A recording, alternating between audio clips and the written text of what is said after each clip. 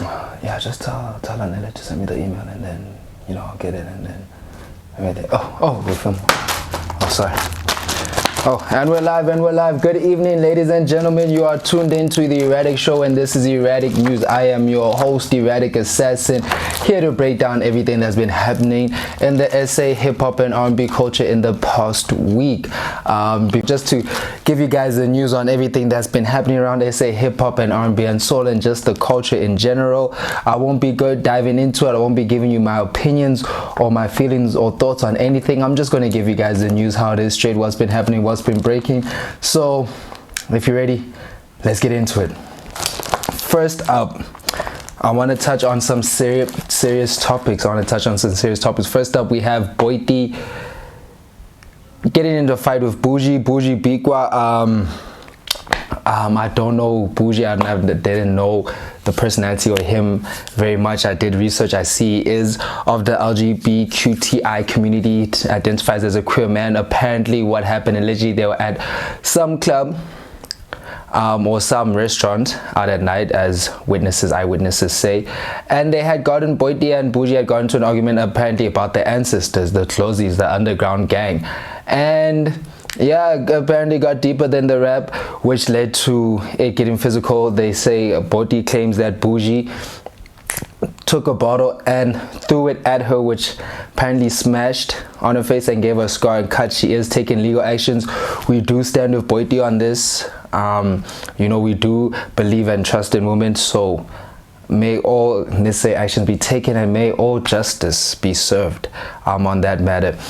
On that topic, I'd like to go to Karabo Poppy, famous designer, illustrator, artist. I think it was 2 weeks ago, she posted on her IG that she was in an accident, a fender bender with the taxi driver. They had gotten out into a heated argument turned into the taxi driver trying to hit her with a stina, with a brick.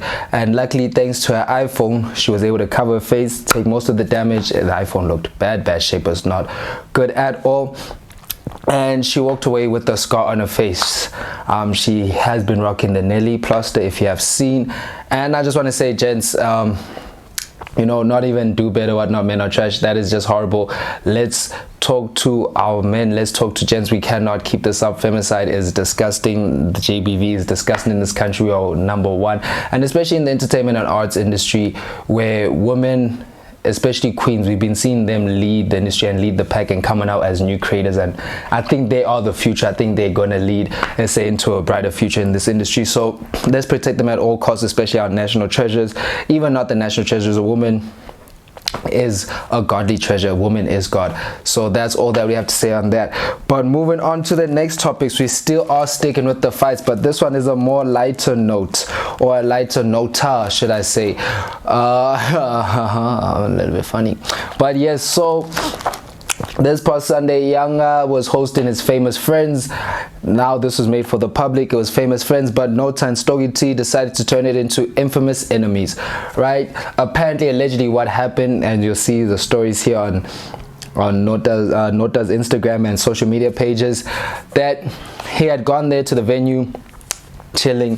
Apparently he had seen Stogie T chilling in a corner, just looking, planning at him.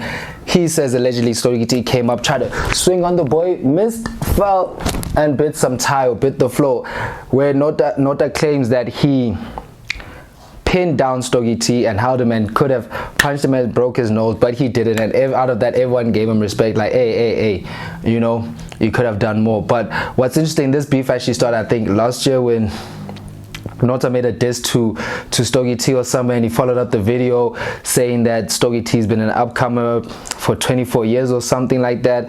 And then it went on to say on Heritage Day, when Spotify chose Stogie T as the South African artist for Heritage, he said, no, this is an American wannabe, he shouldn't be, and he's kept going, piling on that.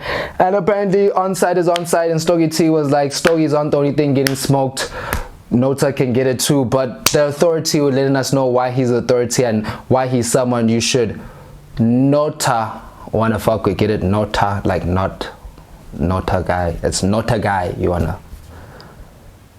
Anyways, I hope you guys enjoy the videos. You can see the videos. I'll be playing the videos actually after this chat, or in between the chat. I actually don't know. I have to sit down and edit it still.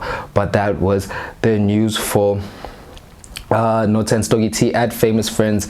which has now been branded infamous enemies on the Erratic Show, right? Still getting on to the fight.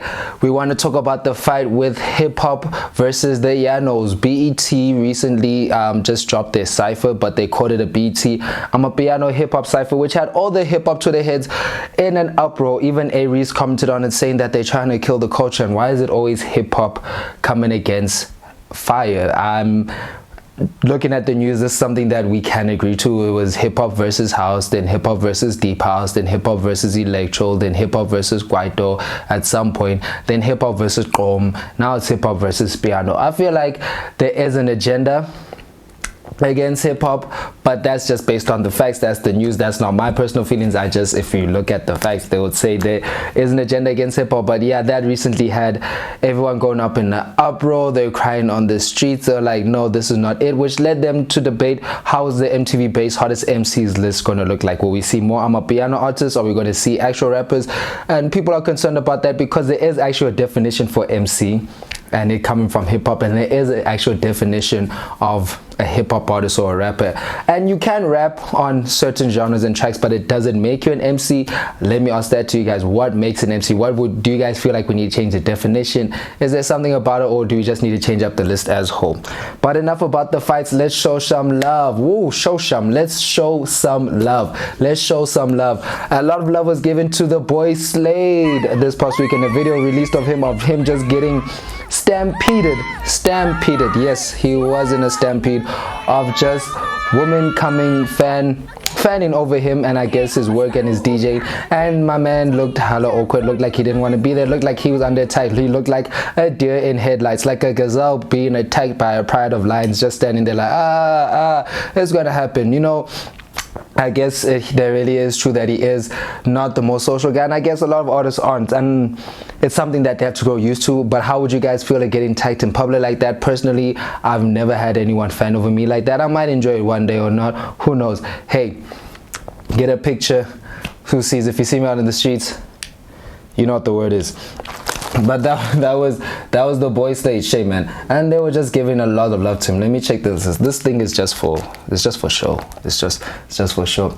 But talking about love, still on to love, SiphoSnaps and Black Wendy are dating. They gave us the launch, they gave us the release this weekend on a Sunday, because it's a Sunday and I'm a what? It's a Sunday and I'ma kiss you. They decided to show the love. A whole lot of Twitter was showing love. They was excited. They said no two funny people deserve to be together. They said relationship was probably funny. SiphoSnaps released a young video of them in Cape Town. The love was joyous, man. The love when a nigga loves in a high pitch. Oh, nothing else. Joyous celebration. Must bong it. Nothing else to it. Nothing else to it but to move it, but to do it, guys. And then lastly, I just want to leave you guys with some love to a lot of the drops that came out this week. So we had Muzi dropping with Inter Black Tick, LucasRaps dropped All 3 1 to the World, Kid X dropped, the group NLite dropped, yes, Kid X dropped album with Zen, NLite dropped their live album, Phiwo dropped a letter, her EP Letters, All 3 1, Choppa dropped the album, I think, Kwamashu to Josie, if that's the title. Remember, King Lutendo dropped an album as well, an album about a project, forgot the name. And these guys that I actually just found out about this week, Lurah and Khanyisile, they also dropped some bangers for you to go check out, so you guys can check that out. Listen, let me know how you think. Like I said, when the Erratic Show comes back, I'll be doing reviews, views, giving you opinions and thoughts on everything. Right now, this is just breaking news. This is the Erratic news, because it can happen anytime, anywhere, any place, but we always there.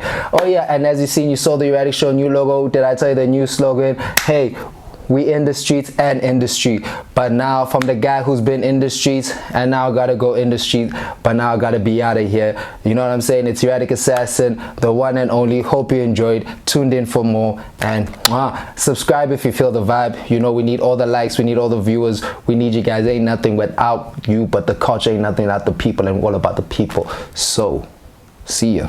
Peace. It's E.